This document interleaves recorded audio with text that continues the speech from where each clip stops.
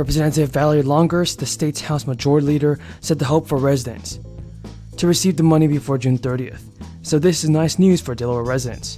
And also, people in Maine can now check the status of their $850 relief payments using a new website from the Maine Revenue Services. The checks, which will be paid for with $730 million from an estate surplus, were approved by the Maine legislature this past season as a one-time payment to help with the rising cost of inflation. The Department of Administrative and Financial Services says it mailed initial $5,000 relief checks via the U.S. Postal Service. Those are expected to arrive in mailboxes as early as this week. The department will then issue around 200,000 checks per week after that, with the vast majority of qualifying Mainers who have already filed their 2021 Maine tax return expected to receive their check by mid-July.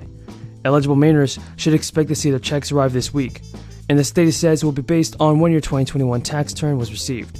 And while the tax deadline has passed, it's not too late to file a return. Mainers have until October 31st. The relief payments are also available to retirees and to those who receive Social Security and SSI, so long as they meet the eligibility criteria. With widespread student loan forgiveness has not yet become a reality, some U.S. borrowers have already received some debt relief. Roughly 1.3 million borrowers have seen $25 billion in student debt forgiveness since President Biden took office. The Department of Education announced it will discharge the outstanding federal student loans of former college students. In total, $5.8 billion in loans will be canceled for 500,000 borrowers, making it the largest single loan discharge by the Education Department. The Federal Reserve's analysis found forgiving $10,000 per borrower will result in roughly 11 million borrowers and slightly more than 30% having their entire balance eliminated. If the Biden administration were to move forward under this plan, an estimated $321 billion in federal student loans will be forgiven. The Education Department has also confirmed it is working on new regulations that will permanently improve a variety of the existing student loan relief programs, significantly reduce monthly payments, and provide greater protections for students and taxpayers. Now, new stimulus payments have been approved, but this is a new type of stimulus check that will go out to a targeted group of Americans. These checks will be worth $350, so watch until the end to see how to receive this. Democratic governor nominee is proposing $350 checks to help people in Ohio manage the rising cost of gas, groceries, and other essentials. But with some economists pointing to federal stimulus as one of the drivers of inflation, her plan may not sit well with them. The plan would take the $3 billion in America Rescue Plan dollars earmarked for Ohio and hand it out to residents directly. Checks would go to the same people who receive federal stimulus checks, $350 per individual or $700 a couple. And she argued that these rising costs are especially difficult for those living on fixed incomes. And while inflation remains high, many of those who oppose federal stimulus checks now argue that spending fueled rising prices by flooding the market. The question I get asked a lot, as if I could have the answer and have a crystal ball, is how much lower could this go? So I'll ask you, the expert, from a strategy standpoint, how much lower could this go? Hi, Dom. Look, it's a really tough question to answer. What we can say is that we think that there will be further declines from here. We're not going to stop at the 22% mark. Remember, a lot of these declines have taken place without actually seeing any drop in the earnings growth numbers. So this is almost your first leg so far. And then as we start to see the economic data, the earnings growth data start to turn, that's when you get into your second leg of equity market declines. And I wouldn't say that 30% drop from the peak is impossible. So the 30% we've already gotten in certain parts of the market, right? The NASDAQ specifically, down more than 30% at this point from its record highs. If you talk about the broader S&P 500, you're still mentioning the same mega cap names, but it's a broader based measure. How much of this loss, hypothetically, if it can go to 30%, hypothetically, will be driven by that mega cap tech trade, which has already been destroyed, but now comes down to some of the more value-oriented sectors that have been leading the way, so to speak, I think of oil and gas in particular? Yeah, it's a great question. So what we have seen, as you said, the NASDAQ really comprised of those really mega cap names has dropped very, very significantly. But remember, coming into this year, they were also the most overvalued. So the most expensive stocks will inevitably fall the furthest when you have this kind of macro environment.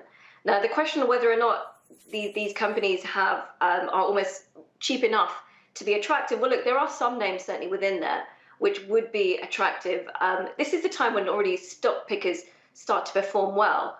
But the overall sentiment of rising interest rates, a difficult recovery where demand is falling, especially given that large cap stocks have significant revenue exposure outside of the US.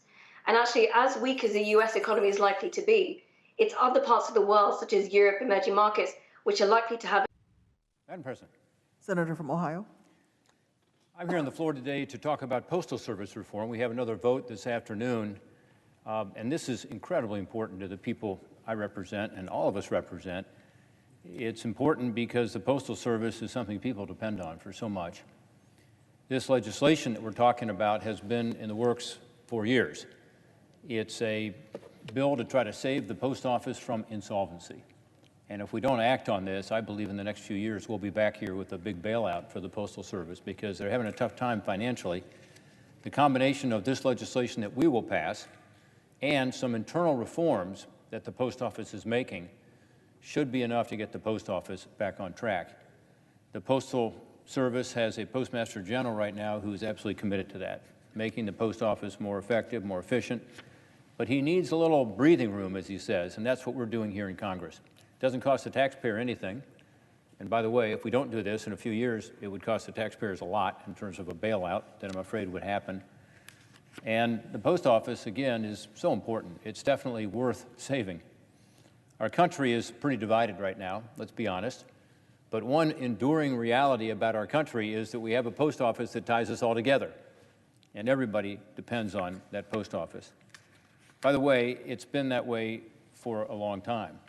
In 1775, 3 months after the battles of Lexington and Concord, so this is 1775 before the Revolution was finalized in 1776, during that time, the delegates to the Second Continental Congress appointed Benjamin Franklin as the Postmaster General. And why was this so important?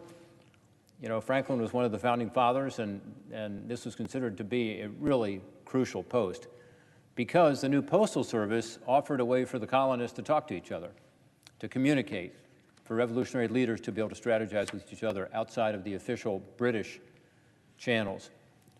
So the post office has that rich history, and it continues to bind us today.